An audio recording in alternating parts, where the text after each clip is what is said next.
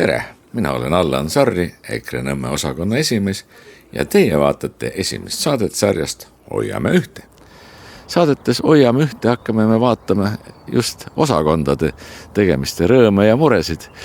Ja osakondades töötavad ju sellised inimesed, kes ei ole professionaalsed poliitikud, vaid teevad seda oma vabast ajast, tahtest ja missioonitundest. Esimese saate teemaks on nii-öelda EKRE retoorika.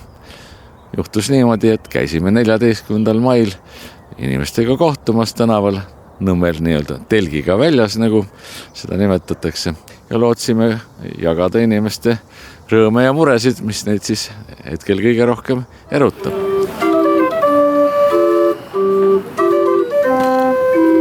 Aga minu suureks pettumuseks ei huvitanud inimesi ei energiakandjate hinnatõus ega immigratsioon, vaid selleks oli peavoolumeedia poolt esile paisatud niinimetatud EKRE terav sõnakasutus ning selle küsimuse lahendamiseks pöördusin otse kõige kõrgematesse instantsidesse, kelleks on erakonna esimees Martin Helme. Õnneks ta leidis ka meile aega vastata. Ta on ju EKRE Nõmme osakonna lihtliige. Head vaatamist. Tere! Pöördusin sinu poole selle murega, et käisime väljas rahvaga suhtlemas ja tõsiste küsimuste asemele laekusid meile inimeste valdavad seisukohad sellised, mis väitsid, et vaatamata hullumeelsele inflatsioonile ja immigratsioonile on EKRE seisukohad nende arust liiga teravad. Oskad sa seda kommenteerida? Jaa, eks ma ikka oskan. Eks seda me seisukohta või sellist nagu muljet on ju üritanud peavoolumeedia kinnistada meile aastaid ja aastaid. Et vahet pole, mis on meie poliitilised seisukohad, see, kuidas me neid väljendame, see lihtsalt ei sobi. Ja ta ei sobi tegelikult ju, mitte nad ei räägi mitte valijaskonnast, vaid ta ei sobi meie poliitilistele vastastele liberaalidele. See, mida me ütleme, mismoodi me seda ütleme, see ei meeldi liberaalidele ja siis nad laiendavad seda kogu ühiskonnale, ütlevad, et me oleme liiga krõbedad, liiga otsekohesed, liiga. Ja see mingitele inimestele töötab ka. Nüüd ega siis need inimesed, kes on meie suhtes alati olnud vaenulikud, kellel ongi oma parteiline eelistus kusagil poliitilise skaala teises otsas, kui need seda korrutavad, siis see mulle absoluutselt korda ei lähe. Kui see hakkab aga juba ka neid inimesi, kes on meie toetajad või kes kaaluvad meie poole vaatama, kaaluvad meie poolt hääletamist, hakkab juba neid kuidagi mõjutama, siis tuleb ilmselt ikkagi neile üritada selgitada, et mitte meie seisukohad ei ole krõbedad, vaid olukord üleüldiselt Eestis on krõbe ja see, kui me peidame pea liiva alla ja lihtsalt ei räägi neist asjadest või veelgi enam see, kui me teeme nii, nagu Reformierakond meilt nõuab, et ainus, millest rääkida tohib, on see, kui tubli on Kaja Kallas, siis meid ei ole ka kellelegi vaja. Et me oleme pigem siis ikkagi krõbedad ja võib-olla pahandame ka mõne inimese ära, kui muutume mõttetuks.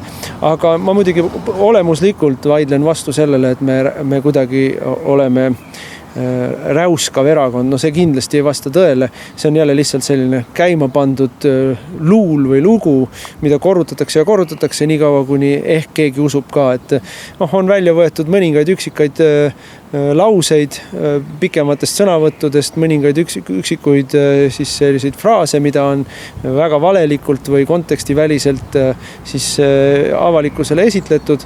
Seesama näiteks Mart Helme jutt sellest, missugused ohud on seoses massilise immigratsiooniga Ukrainast ja siis selle najal on püsti pandud mingi tohutu skandaal. Mina ütlen ikka niimoodi, et skandaal on skandaal ainult siis, kui kõik on nõus, et see on skandaal ja mina ei ole nõus, et me oleme midagi skandaalset öelnud. Skandaal Eestis on see, et meil on Euroopa kõige kõrgem hinnatõus ja mitte kedagi ei paista huvitavat peale meie erakonna. Skandaal on see, et meil ei ole ka pärast Ukraina sõjas algust või ütleme siis Venemaa sissetungi Ukrainasse, meil ei ole tegelikult tänane valitsus astunud vajalikke samme riigikaitse tugevdamiseks, ta ainult räägib sellest, aga ta ei ole teinud midagi. Ja veel suurem skandaal on see, et meil on Eestis täielikult loobutud võitlemast 5. kolonniga. Kui me teeme ettepanekuid võtta ära näiteks relvaload venelastelt või Vene kodanikelt täpsemalt, siis selle peale öeldakse, et pole vaja. Kui me teeme ettepaneku panna kinni piir Venemaaga ja tühistada viisad Vene kodanikele, seda ei tehta. Nüüd lõpetati ka piirivalvat. Need on skandaalid. Need on skandaalid, mis ohustavad Eesti inimeste otsest julgeolekut ja turvalisust. Ja need on skandaalid, mis ohustavad Eesti inimeste toimetulekut. Aga noh, siin jälle ei nõustu suur osa meediast ja loomulikult suur osa ülejäänud poliitilisest siis sellest maastikust, et need kuidagi skandaaliks oled. Jah, kas see sarnane räuskamise teema oli ju ka omal ajal vapside suhtes ja viis ta ju vaikiva ajastuni kuidagi. Kas see on mingisuguseid sarnasusi, paralleele? Kahjuks me näeme jah, selliseid väga, väga tõsiseid ohumärke Eestist. Tänane nii-öelda liberaalide valitsus ikkagi ju on esimene valitsus peale Nõukogude võimu lõppu, kes kasutas julgeolekujõude, politseid, et rahulolematut rahvast nii-öelda kontrollida või siis udjada neid. Et see on ikkagi väga tõsine ohumärk Eestis. Meil on valitsus, kes trambib üle inimeste põhiseaduslikest õigustest, me kogu selle sundvaktsineerimise teema. Meil on valitsus, mis süstemaatiliselt piirab sõnavabadust erinevate seadustega ja eriti piinlik on see, et peavoolumeedia ei ole sellest absoluutselt häiritud, sest nemad kujutavad ette, et see jutt, mida nemad räägivad, seda juttu tsenseerima ei hakka tänane valitsus. Nii et meil on väga selge tendents ja trend nii Eestis kui laiemalt Euroopas, aga ka Põhja-Ameerikas, et demokraatiat kogu aeg piiratakse, vabadusi kogu aeg piiratakse, kodaniku õigusi kogu aeg piiratakse. Ja tegelikult peaks ka see olema skandaal, aga me ei näe kusagil seda skandaali. Et meie oleme jälle see erakond, kes häirekella lööb ja siis on terve hulk inimesi ühiskonnas, kes ütlevad, et ärge segage meie rahu, laske meil rahus surra. Meie ei ole nõus rahus surema rahvusena, me ei ole nõus rahus surema nii-öelda vabade kodanikena ja ei lasena. Jah, mõnes mõttes jääbki mulje nagu ärataja segamine, või magaja segamine, et sa äratad mind ebameeldiva kõnega, ma tahaksin uinuda selles oma kaunis unenäos. Aga kas üldse on võimalik läbi peene inglise huumori või läbi südamlike väljaütlemiste oma poliitilisi seisukohti väljendada, eriti kui on olemas sellised oponendid nii parlamendis kui ka peavoolumeedia filter, mis on väänab kõik asjad sedapidi, nagu ta ise soovib? Tõenäoliselt mingis paralleeluniversumis on, kus kõik on viisakad ja poliitika on viisakas ja kõigiga arvestatakse ja tegelikult eksisteerib ka pluralism. Eesti ei ole sellises universumis. Eesti on universumis, kus kõik erakonnad peavad olema liberaalsed. Ükskõik, mis moodi nad ennast nimetavad, ükskõik, mis on nende siis nii-öelda platvormis kirjas või nimes kirjas, aga tegelikult peavad nad olema liberaalsed. Kõik erakonnad peavad kiitma heaks homoabielusid, massiimmigratsiooni, sõnavabaduse piiramist, kõike seda. Ja kui sa ei ole selles liberaalses frontis sees, siis sa oled vaenlane. Ja me näeme väga selgelt ka selle sama süüdistustega, et me oleme kuidagi ebatsiviliseeritud või räuskad. Nende süüdistuste nii-öelda laiem plaan või suurem eesmärk on kujundada Eestis ühiskondlik foon, mille järgi Eesti Konservatiivne Rahvaerakond või konservatiivid üldse on nii-öelda sisevaenlane. Mitte need venelased, Vene kodanikud, kes kiidavad Putinit, hääletavad Putini poolt, kui natuke viina võtavad, siis ütlevad, küll me teile veel näitame. Mitte need relvaklubid, kus nad koos käivad, need ei ole sisevaenlane. Sisevaenlane on konservatiiv, kes ütleb, et ma ei ole nõus, et mu 3. klassi lapsele tehakse homopropagandat. Et seda fooni kujundatakse väga süstemaatiliselt ja väga, väga jõuliselt.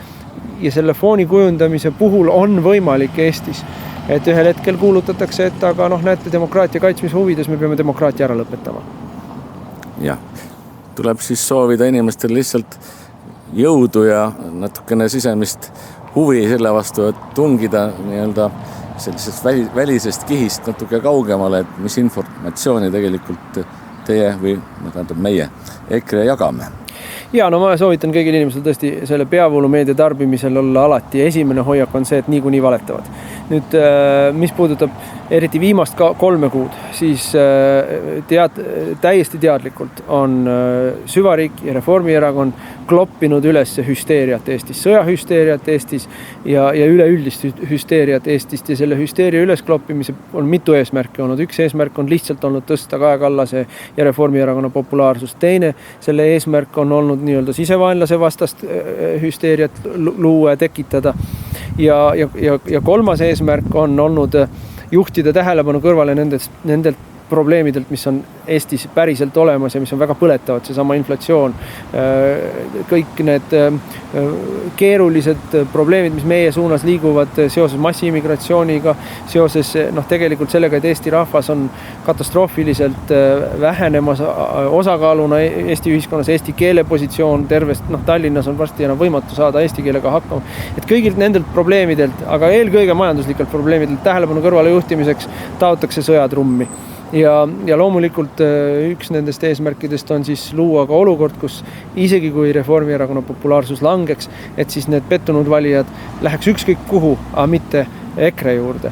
Ja minul on nagu kurb vaadata, et Eestis on ikkagi väga palju inimesi, kes Eestis inimesed kipuvad nagu irvitama, et oi, kus venelased on lollid, usuvad riigipropagandat, 80% venelasi toetab Putinit, endal on nälg majas.